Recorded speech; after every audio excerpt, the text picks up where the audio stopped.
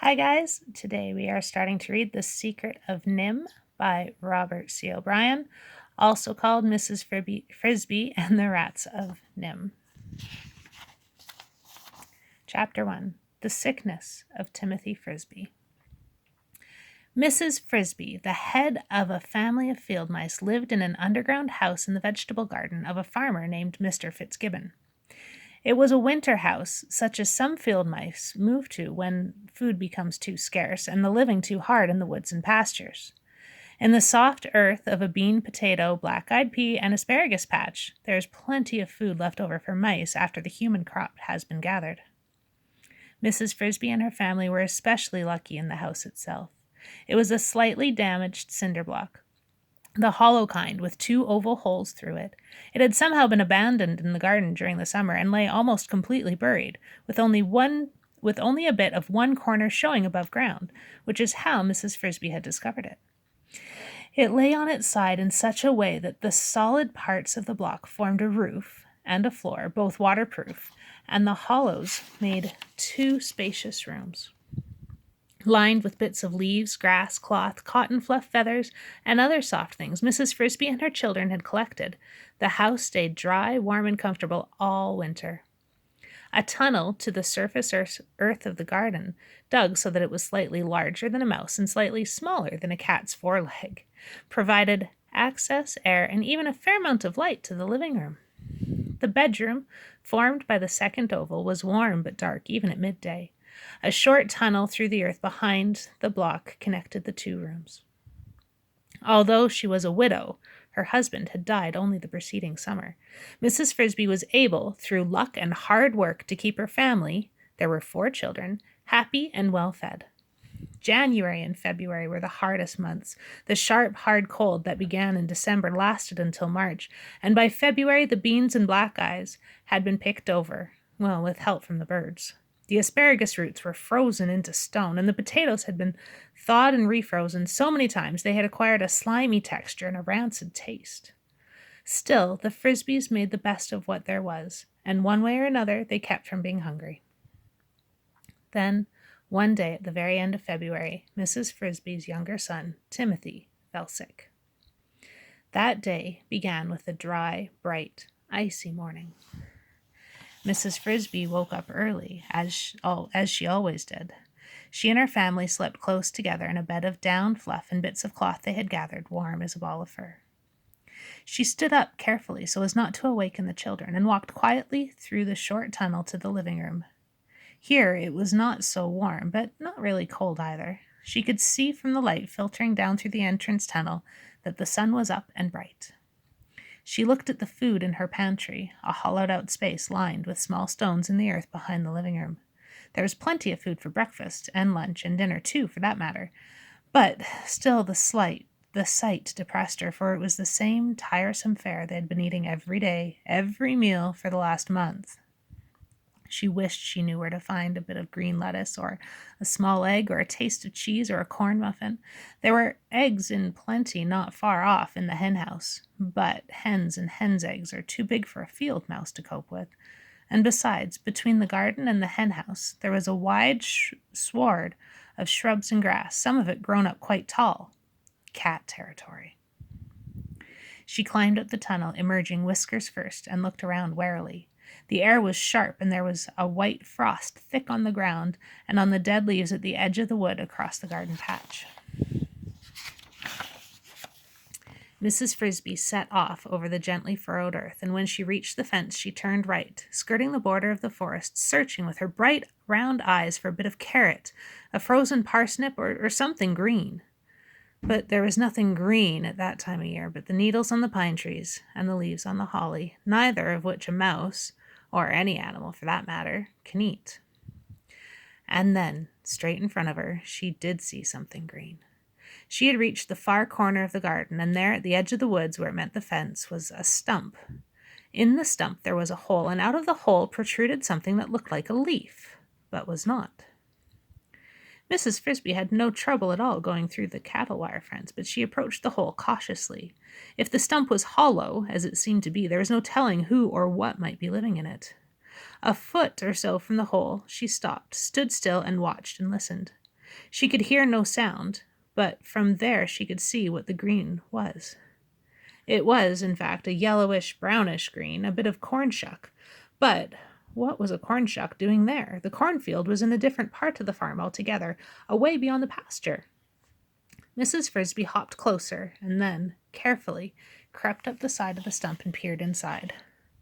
When her eyes got used to the dark, she saw that she had found a treasure, a winter's supply of food carefully stored and then, for some reason, forgotten or abandoned. But stored by whom? A raccoon, perhaps? Well, not very likely, so far from the stream. More likely a squirrel or a groundhog. She knew that both of these felt free to help themselves to the new corn each year, and that they were strong enough to carry ears away and store them. But whoever had done it, why had he then abandoned the store? And then she remembered. Back in November there had come from near that edge of the woods the sound that sends all the animals in the forest shivering to their hiding places, the sound of hunters' gun shooting, the sound that is accompanied for some reason by a fiery stabbing pain.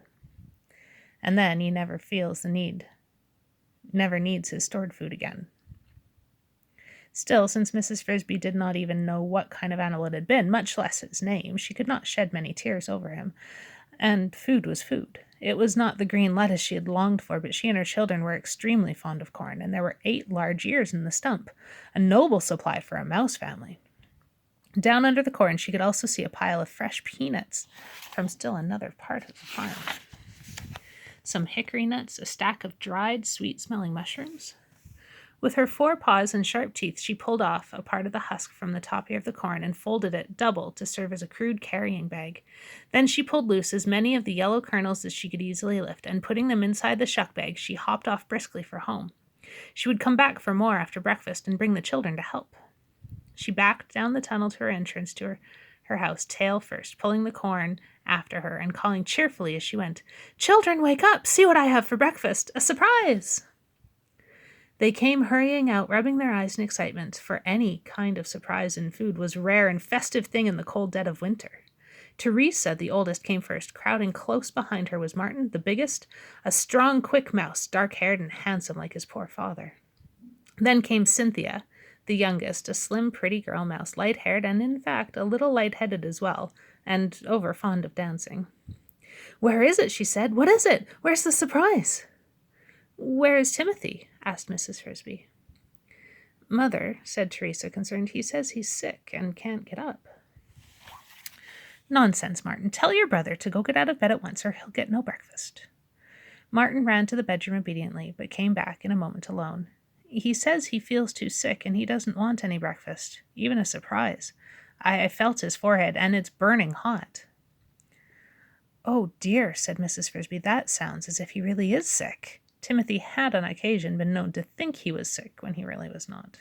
"Here, you may all have your breakfast, save Timothy's, and I'll go see what's wrong." She opened up the green carrying bag and put the corn on the table, divided it into 5 equal shares.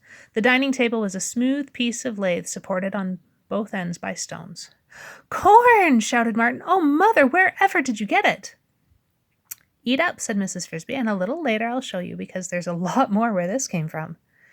And she disappeared into the little hallway that led to the bedroom. "A lot more," Martin repeated as he sat down with his 2 sisters. "That sounds enough to last till moving day." "Oh, I hope so," Cynthia said. "When is moving day, anyway?" 2 weeks, said Martin authoritatively. "Maybe 3. "Oh, Martin, how do you know?" protested Teresa. "What if it stays cold? Anyway, suppose Timothy isn't well enough?" At this dreadful thought, so casually raised, they all grew worried and fell silent. Then Cynthia said, "Teresa, you shouldn't be so gloomy. Of course he'll be well. He's just got a cold, that's all." She finished eating her corn, and so did the others. In the bedroom, Mrs. Frisbee felt Timothy's forehead. It was indeed hot and damp with sweat. She took his pulse and dropped his wrist in alarm at what she felt. "Do you feel sick to your stomach?" "No, Mother, I feel all right, only cold, and when I sit up I get dizzy, and I can't get my breath too well."